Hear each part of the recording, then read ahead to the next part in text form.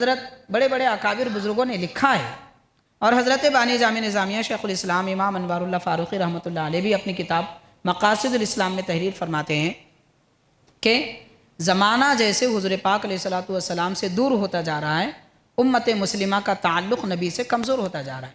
یہ بات بالکل صحیح ہے، کوئی تعجب کی بات نہیں ہے، واقعتاً ایسے ہی ہے۔ تو تاکہ امت اپنے نبی کو ہر دم یاد رکھے اور نبی کی محبت ان کے دل میں قائم اور باقی رہے، اس لیے تابعین کے دور میں ہمارے اکابر اور بزرگوں نے نبی کریم صلی اللہ علیہ وسلم کی خاص ذکر کی محفلیں منعقد کرنا جاری کیا، خاص اہتمام سے۔ کیسے؟ جیسے عظمت قرآن کا جلسہ مناتے ہیں لوگ، عظمت صحابہ کا جلسہ کیوں نہیں مناتے؟ آج کل تو اب یہ بھی جلسے منائے جا رہے ہیں، جیسے آج وقف ترمیمی بل آج کی آخری تاریخ ہے، اس کو بھی کر لیجئے، شاید اللہ تعالی ہماری مدد فرما دے، کچھ کرم ہو جائے۔ اسکینر وغیرہ شاید یہاں پہ لگائے گئے ہیں، آپ حضرات اسکین کر کے اپنی رپورٹ بھیج دیجئے، کچھ کر لیجئے۔ کچھ نہیں کرنے سے تو کچھ کرنا اچھا ہے، وہ ہوتا نہیں ہوتا، فائدہ ہوگا نہیں ہوگا، سب الگ بحث ہے۔ اب دیکھیے، ظالم کی نیت ہی بری ہے، آپ تڑپتے رہیں گے تو بھی کچھ ہونے والا نہیں ہے، نیت ہی بری ہے ظالم کی، کیا کریں گے؟ لیکن کم از کم تڑپ کے تو بتائیں کہ بھئی ہم کو تکلیف ہو رہی ہے،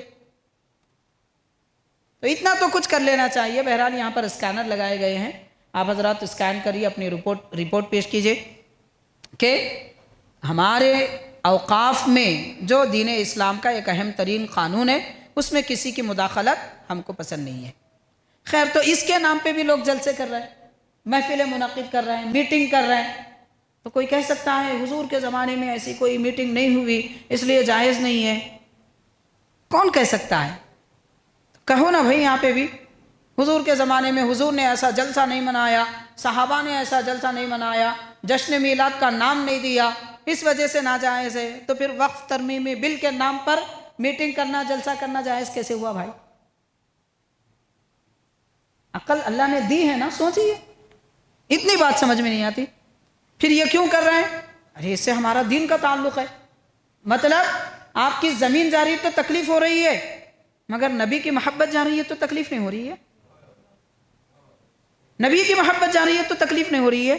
ہماری قوم اللہ کے نبی کو بھول رہی ہے، غیروں کے پیچھے پڑی ہوئی ہے۔ دیکھو آپ، بال یہودیوں کے جیسے، لباس عیسائیوں کا جیسا، کیا ہم نہیں چاہیں گے کہ ہماری قوم کے بال ہمارے نبی کے جیسے ہوں، ان کا لباس ہمارے نبی کا جیسا ہو؟ وہ بتانے کے لیے یہ جلسے منعقد کیے جاتے ہیں میلاد کے۔ اللہ کے نبی کی سنت چھوٹ رہی ہے تو کوئی غم نہیں ہے، اور وقت کی جائیداد جا رہی ہے تو ڈھنڈورا پیٹ رہے۔ دونوں بھی کریے، یہ بھی ہمارا ایمان ہے، اس پر بھی ہمارا ایمان ہے۔ تو بہرحال حاضرین کرام، یہ محفل میلاد کو کوئی جائز نہیں کہہ سکتا، کہنے والا نادان ہے، نادان ہے، اس کو علم ہی نہیں ہے، عقل بھی نہیں ہے۔ خیر، تو حضرت بانی جامع نظامیہ رحمۃ اللہ علیہ نے ارشاد فرمایا، قوم کا تعلق زمانہ جیسے گزرتا جا رہا ہے، وہ دین سے دور ہوتے جا رہے ہیں، نبی پاک صلی اللہ علیہ وسلم کے زمانے سے، محبتوں سے، یاد سے، ذکر سے، سنتوں سے دور ہو رہے ہیں۔